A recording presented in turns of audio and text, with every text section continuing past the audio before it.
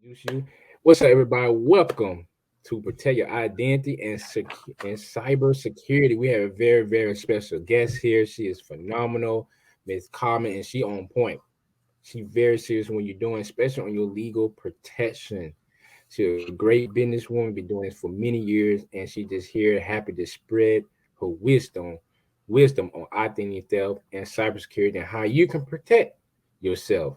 Because we're living on time with people, a lot of hackers getting more smarter and smarter and wiser trying to get in your system. But now we have professionals that help us protect us. And Miss Cheryl, you ready to go? I am. Thank you, Jonathan, for that really warm and kind introduction. I appreciate that. Just to start out, let me kind of give you a little bit of perspective. Someone who commits a crime has yet to be proven guilty in the court system, whereas someone who is a victim of identity theft has to prove that they are innocent. A very interesting perspective. Wouldn't you agree? Let's start by looking at some ways of, well, let's identify what identity theft is first. Shall we, Jonathan?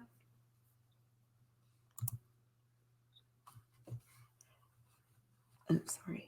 Cancel what happened there. So today, I just want to go through and define what identity theft is, address cybercrime, the impacts on you and your business, and what you can do about it. So I think it's important that we define what identity theft is. It's basically any time that anyone takes your personal identifying information, aka your DNA, and they're using it for financial gain. And it has been the number one consumer complaint for the past 20 years. And I do not see that changing at anywhere in the near future. As Jonathan said, you know what? These are becoming much more, they're out there everywhere. And it's certainly a lot more sophisticated. So it's really considered the crime before the crime. So it has impacts widespread. On a financial basis, it's a huge loss, both direct and indirect, and then there's an emotional toll that it takes. So let me just kind of identify what some of the different types of identity theft are and share a few little stories that might be more relevant. So driver's license is when someone takes your identification and then uses it maybe during a traffic stop or they're arrested. It could be something where you had it in a wallet and it was stolen, because let's face it, when you have your wallet stolen, what's in it? Your driver's license, hopefully not your social security card, your medical card, and some other identifying information. So with driver license fraud, let's think about the fact that you get a notice in the mail from your local DMV that tells you need to come in and renew your driver's license in person.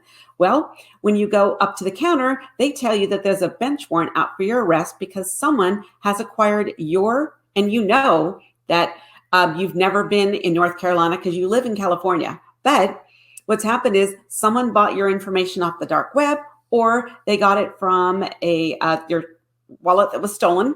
And what has happened now, they've either gotten a DUI, perhaps they've gotten a speeding ticket. They chose not to pay the fines. They didn't show up to court.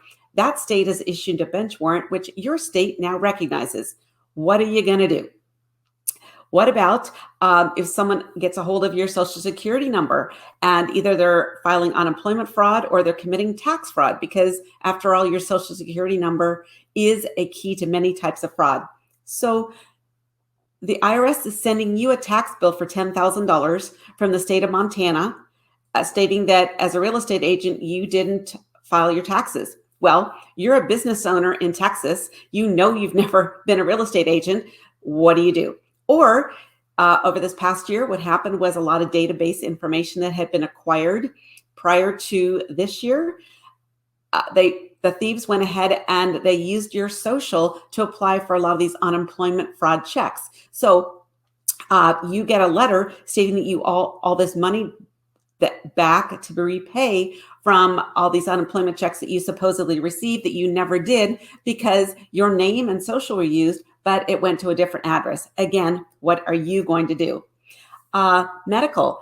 Someone gets a hold of your medical card and they go ahead and get some services. And now you're getting debt collectors calling you, asking you to pay for that copay for that hip surgery that you never had.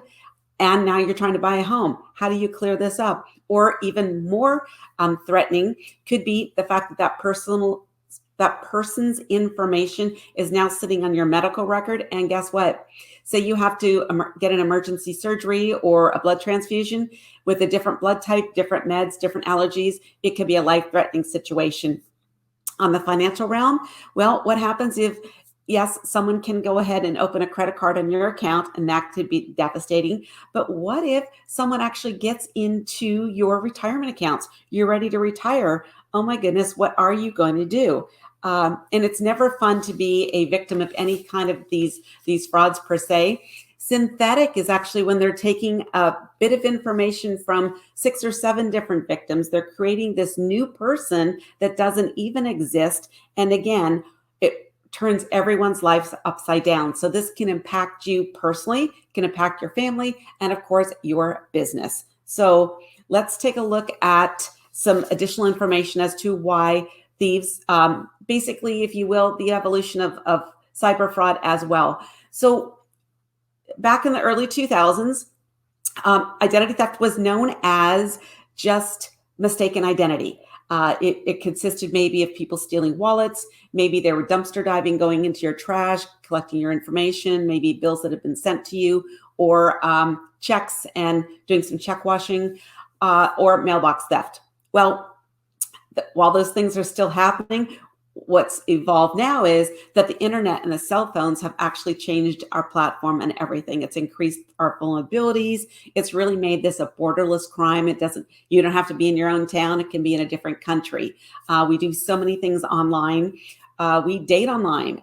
We do work online. Last year, people were doing school online. And so with the advancements of social media, again, it's really just changing our risk in terms of information that's out there. And honestly, data breaches are occurring very regular, and it doesn't matter what industry you're involved in. So here's some examples of some relentless attacks that could be happening to you and your data. As I mentioned, last year was kind of like the perfect storm when COVID came into place. More people moved to being online for work, for school, for personal connections. And scammers are just becoming much more tech savvy and highly sophisticated. So it's really important that you do know how to protect yourself, your loved ones, and your business from all kinds of different types of fraud. So hacking is certainly what gets the headlines, but it's a lot more than just that. There's a lot of scams that are taking place where they're extorting or intimidating with fraudulent calls, mobile calls, texting.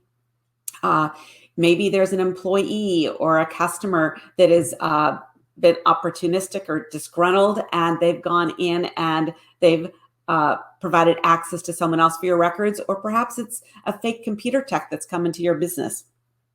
Dumpster diving is still alive and well. And then we've got campaigns that happen through texting and SMSing, which is basically phishing and smishing. And then there's data breaches where there's malware that's being placed into your computers and devices like your phones. And then doxing is basically when someone's doing some research from you via public records, and then they're using that to either extort or to shame you. Who knew there were all these different things, right? And so really it's any season can be the right season. Just this past year alone, there was a 42% increase in identity theft fraud. That's huge. As I mentioned earlier, fraudulent employment claims just skyrocketed. They were even sending checks to people in prison. Isn't that kind? And then because we were doing a lot more e-commerce, it just increased the chances of fraud taking place.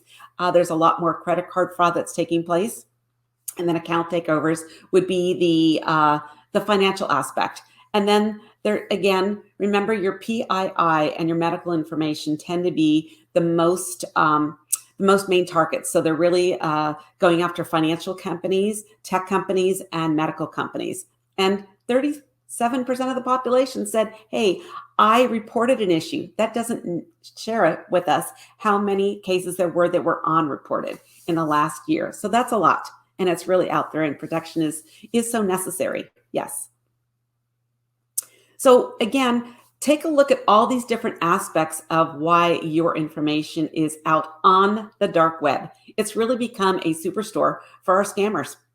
So it can be any one of these pieces of information. And all they do is they then go to other platforms where they're ultimately building this big file on you. And the more information they can collect, the more valuable your file is. And literally the dark web is something where you can go in and it's like you get your shopping cart and you go out there and you purchase 10 socials, 5 driver's license, someone's address. Think about this. When someone's released from prison, they have to use an address somewhere. Why don't they can use yours?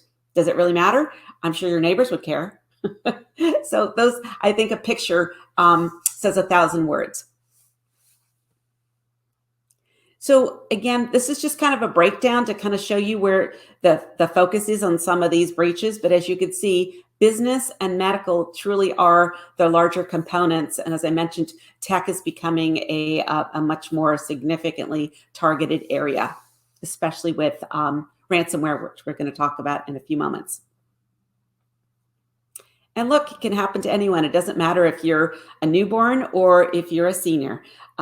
Ironically, it's the middle group of people between 30 and 50 that are really out there. They're buying homes, cars, their families are expanding, they're starting families, their kids are going off to school. So there's a lot of different avenues for them to become susceptible to identity theft. And as I was mentioning, it does happen all the time. Every 39 seconds, there is a new attack somewhere on the web. That's a lot. 64% of the companies had some sort of attack in the past year. Just in March alone, there were 20 million records breached. That's a lot. 30,000 websites hacked daily. Ransomware has become very big on the horizon. Cases grew 150% over 2019. And there's a lot of different malicious mobile apps that are coming into play that are being blocked. So cybersecurity really, or cyber crime, is considered today's terrorism. So these are just some myths and misconceptions that I wanted to point out. You know, almost 70% of people think that, okay, I've become a victim of identity theft, but that's okay. You know, once we've addressed this, I'll be okay. About 23% said that, you know, my information has been stolen, but that's okay. It's just a one-time deal. As a matter of fact, if you've been a victim, you have a 1 in 4 chance of being a victim again in the very near future. And half of people think that if you have poor credit or a low income, that makes you the only people that are susceptible to identity theft, which is so not true. And then 80% said that, you know what, I'm just going to rely on my credit card company or my bank. They're going to take care of my fraud. Well, as I shared on an earlier screen, credit card fraud is only 17% of all the fraud. So that means that 83% of it is not being protected by that credit card company or that bank. Kind of a scary statistic. Wrong, of course. So this just shows you some of the companies and some of the breaches that have taken place over the past basically 5 years. Some are a little bit larger, some are a little bit smaller, but as you can see, it goes across the board. It doesn't matter if it's medical, government, if it's your phone service, if it's your medical company, if it's where you maybe go get something to eat, or maybe where you're online with a social media account. So there you go. No one's exempt. And again, these are just on a bigger scale where we're getting all these reporting agencies just talking about in the news who's being hacked on a regular basis. Pretty mind-boggling when you think about it. So let's recap. Identity theft has always been there, and it always will be.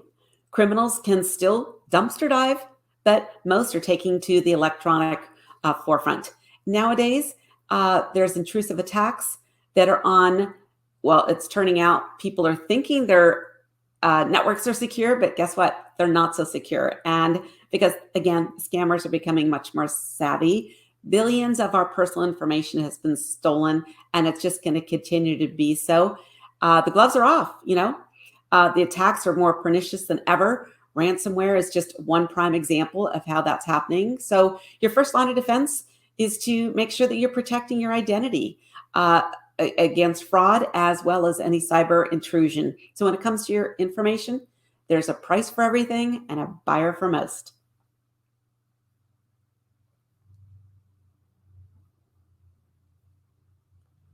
So let's try to be ahead of the game. You can practice some hygiene tips. This is my top 10 list. Shred all your different financial documents. If you're getting them online, just make sure that you've got something more secure. But this is if you're still getting paper statements. And certainly if you're getting any solicitations in the mail, shred them. Don't just put them in the trash can. Be aware, be very vigilant when you're opening or responding to emails. Check the address bar as to who it's actually coming from, because it might look like it's coming from your bank, but if you look at the very top, it perhaps is not. And that would be an example of an email that you would not want to open. As was mentioned on an earlier presentation with someone, make sure you've got a really good password protector. Do not use easy or repetitive passwords, and remember to change them frequently. Review your financial statements just to make sure that something is not wrong or off, and definitely make sure you report that as soon as possible, because there's actually limitations. Just because you didn't know isn't a good excuse. Be careful about what you share, especially on the phone. If there's any kind of a doubt, say, you know what, let me give you a call back and look at a number for that institution or that place of business, because someone may or may not be calling you back from a really good number, especially now with people working so remotely. And that's another good way that scammers, they just call from a number that they've borrowed, if you will. Review your credit report annually. We'll go over that in another moment. And look at getting into a comprehensive monitoring and restoration service so they can do a lot more for you. Think before you post, because once it's out there, you can't ever take it back. Protect your digital devices, because a lot of us are using our smartphones, tablets, as well as our computers. For personal as well as business. And consider using credit cards versus debit cards. It's much easier to dispute something when it's in a credit card basis. Oftentimes when the debit card's been used, it's gone. Have a proactive plan in place. As I mentioned, credit monitoring is great, but just a small piece of the puzzle. Consider something like identity theft monitoring, social media monitoring. Having insurance is good, but when you think about, a homeowner having homeowner's insurance, that's great. But if they don't clear the brush around their home, a fire still could come about and they could not be covered because they were negligent in terms of keeping their property safe, so to speak. And it's really important to have a company that really knows what to do in terms of comprehensive restoration. Let's face it, the thieves are professional. Why not have a professional be there to actually restore your information?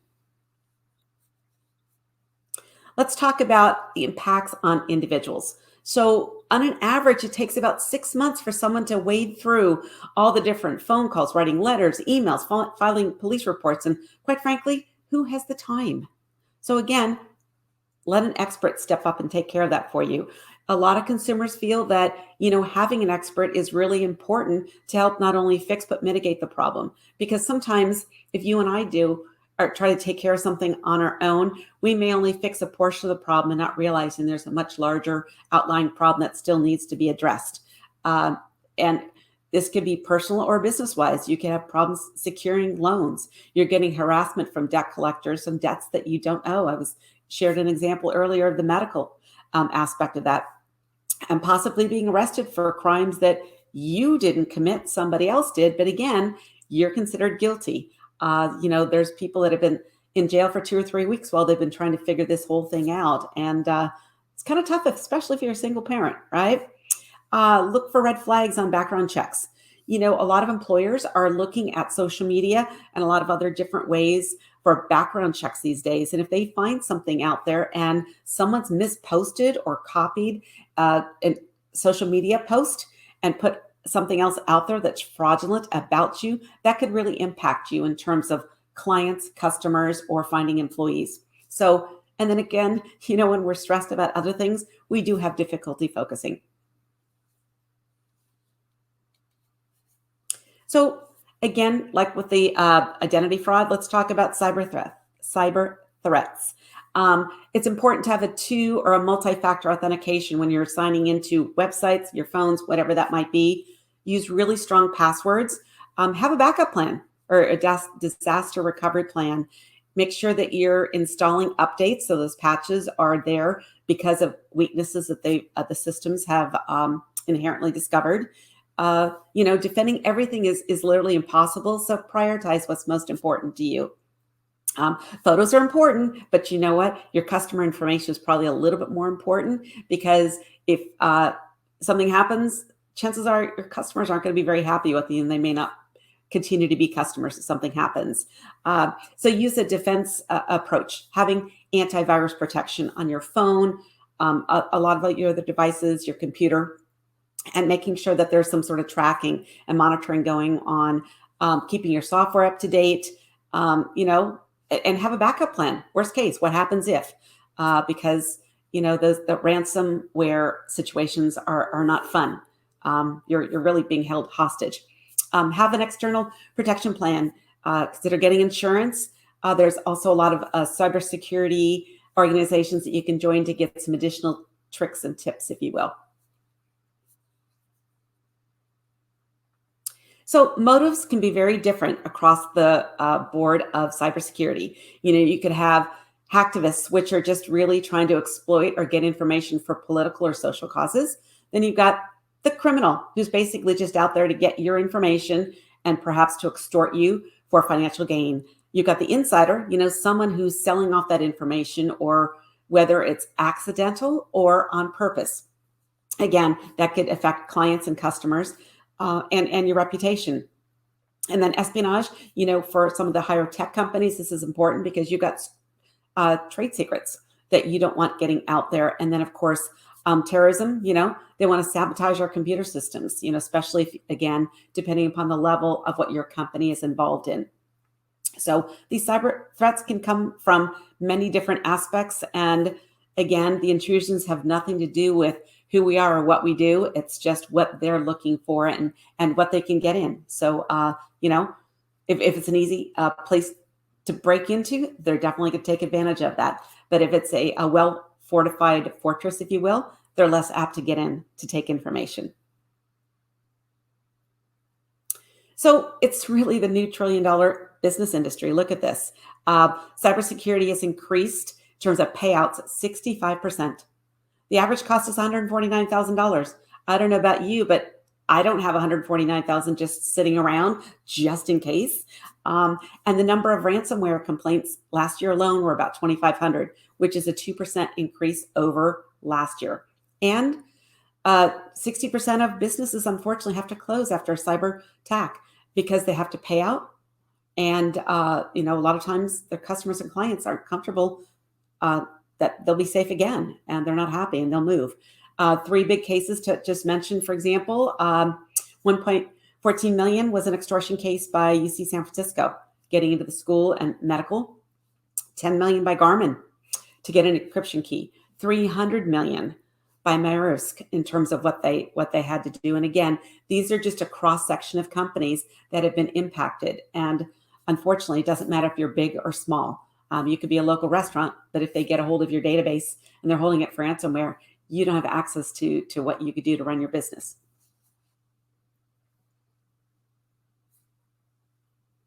So what can you do? Well, I happen to represent a couple of services that I just like to share. So if you or someone you know might be interested in looking at ways to protect themselves and their family on a personal basis, what we do with a company called ID Shield is we're doing the monitoring and the alerts. So we're monitoring everything that does matter in your life. And as you can see, it's a very extensive list in terms of what we do. We're allowing that to be on either 1 bureau or 3 bureaus. It's your choice. But again, it's very extensive. The dark web, social media.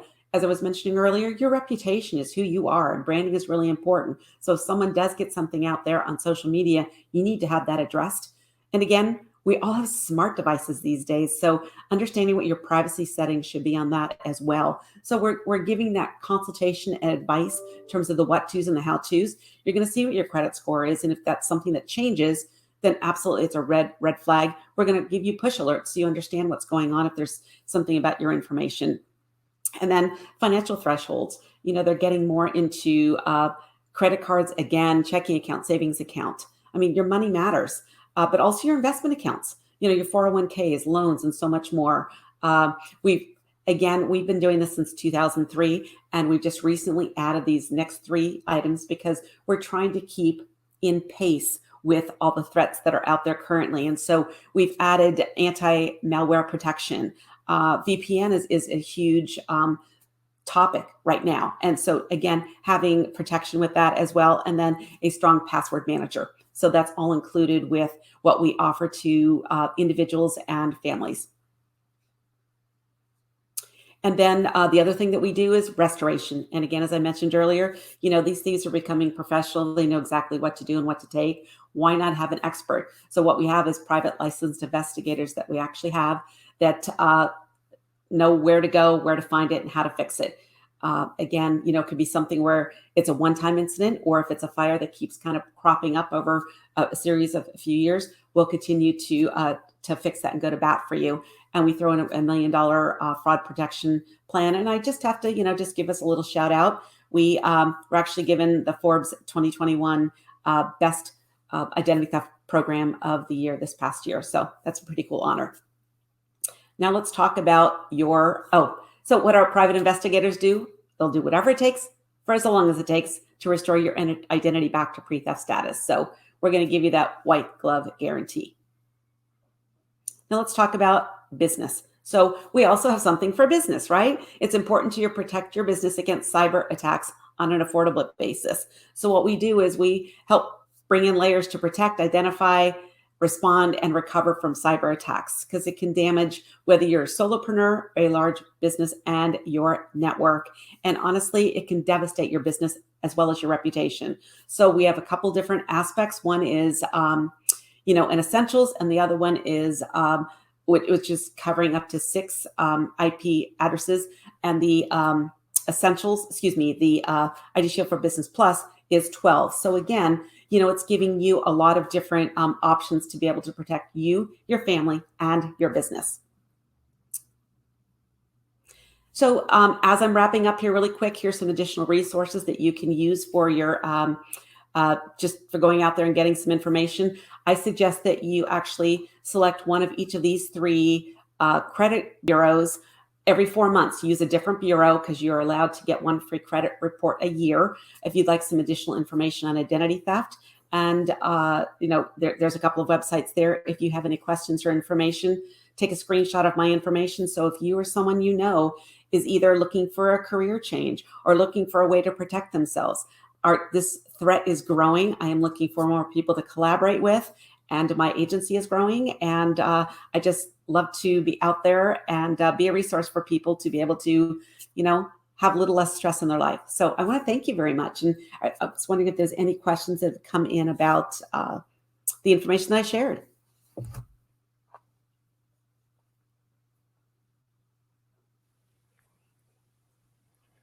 All I can say is wow,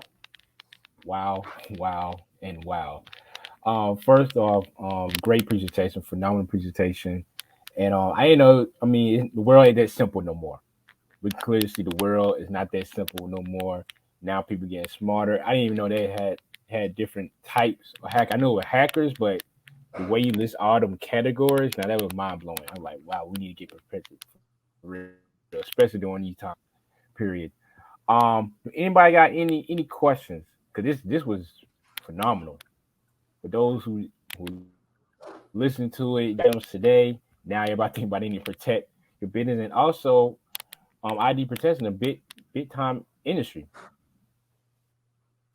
So it is. And there's a lot of choices out there in terms of products. But no, thank you, Jonathan. I agree. It is very enlightening, and that's why I take the time to actually educate and let people know that, hey, it's not just what you think. It's really a lot more than that. Exactly, dude. Hey, do anybody else got any questions? Look, I clearly enjoyed it. We definitely got to talk. Yes, I clearly enjoyed it. Learned some more information about identity theft, cybersecurity. And matter of fact, more and more companies are really trickling down, especially corporate. The tech company, Instacart, they actually are trickling down on cybersecurity and for the employees. So, hey, people, I need to invest on protection. It is. And the sad part is that they're starting to it's trickling down. It's affecting a lot of the small businesses, those that are, under 100 employees, smaller revenues, because they're easy targets, Yep.